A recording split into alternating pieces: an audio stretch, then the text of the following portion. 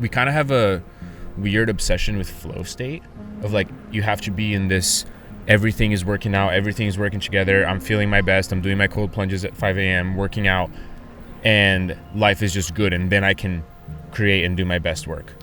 But gosh, a lot of times guys that are making amazing stuff, like, you go into their personal lives and everything is a mess, and they're just creating these awesome pieces of work. How do they do it? You know, what motivates them? And I think our thesis is that you actually are going to be your best creative and your best storyteller when you truly understand life as it really is. And in this world, life as it really is, it's messy, it's chaotic, it's difficult, and it's not easy. A bad day is not what we used to think it was growing up. When something didn't go our way, that used to be what we would call a bad day. And so then we wouldn't want to do anything, or we wouldn't want to create, or we wouldn't want to do those things, right? But I've come to figure out now that it's like things could go in a direction you weren't expecting, and that doesn't qualify it as a bad day. You can still have a great day, but some things went the wrong way. And for creatives, I think for us to get out of a depressive state, it takes us doing things, actually getting out and creating, even when we don't feel like it. And I'm sure you would say the same thing. I've found so many times the days that were my worst days that I get out on set, or a bad week, right? I get out on set and I uncover something that I never thought I would see, because I'm not looking only for my ideal situation. I'm not in an ideal situation today. Maybe there's something here for me, and something will come out of it, and you're like, that's some of the best art I've ever made, because I created from a place of some struggle. And I think that's okay. I think you have to embrace that it's okay to be not in a perfect place. I think, like, practically the way that it looks like is actually, it's less difficult than people make it out to be. I think I have like 2 just small pointers with how to deal with, you know, difficulty in life and making sure that you're still creative. I think the first one is actually, I'm sorry, it's not going to be an answer to all your problems. It's not going to be like super encouraging. It's actually very mundane. But the first one is getting out of your medium. Meaning, if you're a filmmaker, get out of your medium. Go read novels, or like if you're doing commercial films, like go watch narrative films, you know? Go like go find new artists, you know, go listen to new music. Like seek other mediums of creativity that are not necessarily your own, and look for comfort, look to be inspired, look to be just enveloped by a reality and a story that's different than your own. Because I think a lot of times you can tend to like zone in to your own little world when you're going through hard things, and I think it's good to get out of that a little bit, and you will find that like you will find novels and books and music that will stick with you for life, because those, you know, they kind of helped you out through a hard time, and in turn those become artistic inspiration. I think like one of my favorite movies, About Time, it's about a guy's relationship with his father and with his wife. I think that's like the crux of the movie. Is one of my top 5 favorite movies. It's helped me tremendously with hard things that I've dealt with in the last few years. I'm not necessarily making romantic movies right now, and that's what's kind of cool. It's just like watching that movie really put me in a good place to understand like a very relatable story, and I want to try to emulate that feeling in my own work.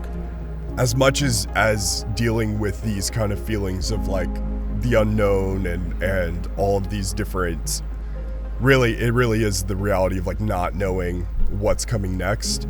You start to understand that like you could put those feelings into what you create, and it doesn't have to be, I'm putting a super polished version of myself. Look at this show that we do. It's just us talking on a deeper level about stuff that we are not totally sure about.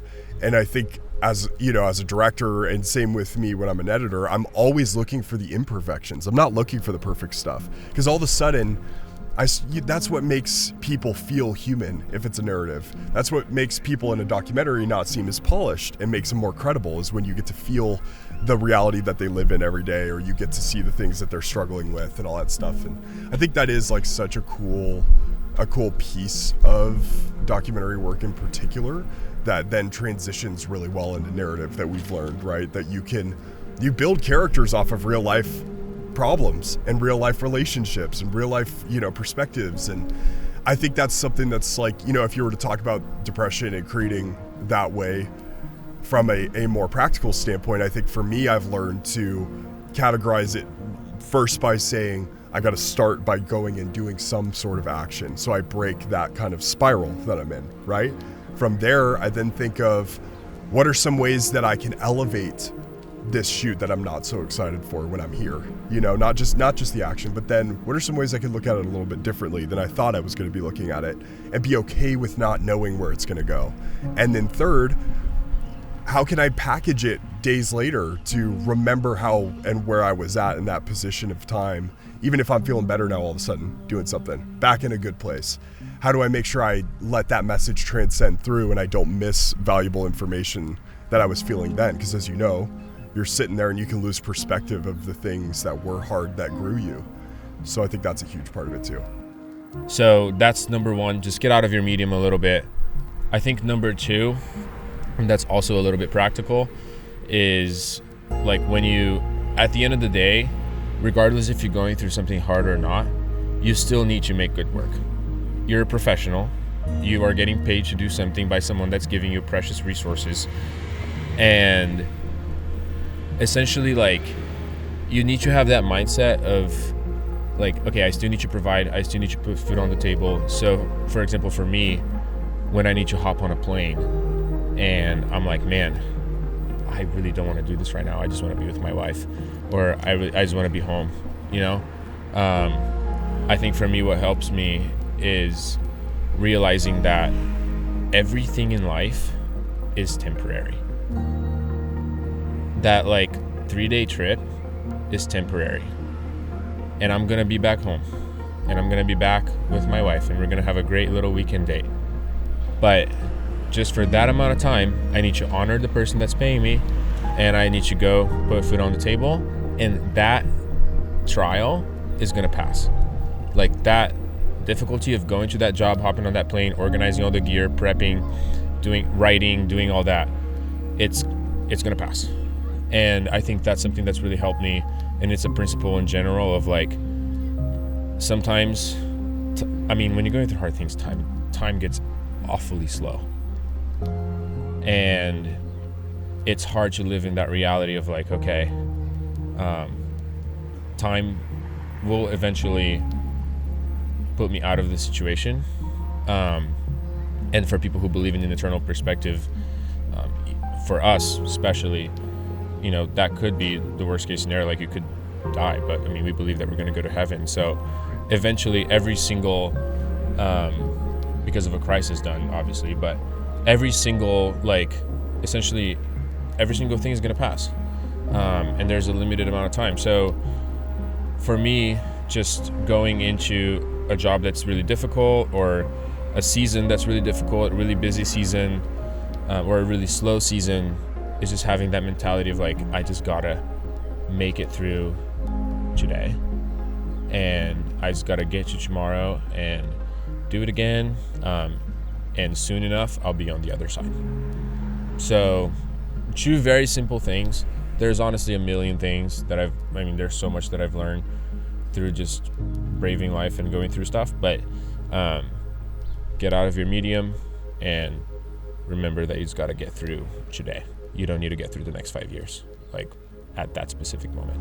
Obviously, nobody wants to be depressed or feel bad about anything in their life. Like most of us would want to have security and know what's coming and comfort. And I love your point about travel. I think that's a huge one. That's when I feel it the most. I'm on a travel trip right now, and I'm like, there's stuff happening in my personal life at home that I'm like, I'm away from that, and I'm not necessarily present where I wish I could be a little bit more present right now, like me being gone. But now I've learned to enjoy creating from this space of unknown and seeing how much that's grown me. And I think it's okay to feel like you don't have any idea where you're heading next, or where you're creating from, or why you're doing it in the first place. That's something that I think you and I both related on when we first started shooting together, is like, we went out without any sort of playbook to go shoot our first doc that you and I ever worked on. And that yielded some of the best results for our career, because then we kept chasing that, like, I have no idea what I'm doing thing. And I think for people that do that, they actually like reap more of a reward in the long run. That's like that entrepreneurial gene that is also in some filmmakers, like producers, to develop projects that lets them push forward and do all kinds of stuff. So I think that's where I live on all of this now, is like, I'm okay with it not being fully figured out, and you should feel that way too.